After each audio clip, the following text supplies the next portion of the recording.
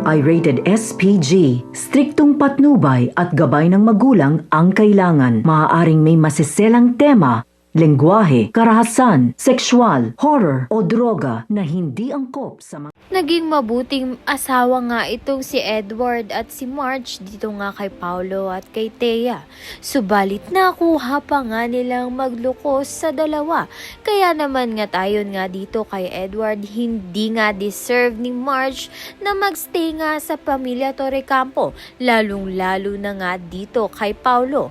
Dahil ito ngang si Paulo ay inanakan pa nga itong si Thea habang ngang may relasyon sila nito ni Edward. Kaya naman nga dahil dito, malaki ang posibilidad na hiwalayan na nga ni Marge ng tuluyan itong si Paulo.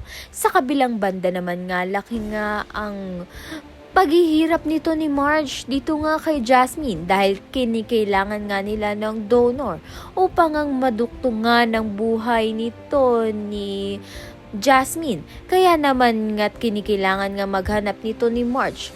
Hindi nga compatible ito ngang si Paulo at Jasmine. Kaya naman nga't kinikailangan nga nilang maghanap ng iba.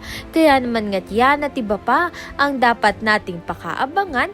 Maraming salamat sa iyong panonood.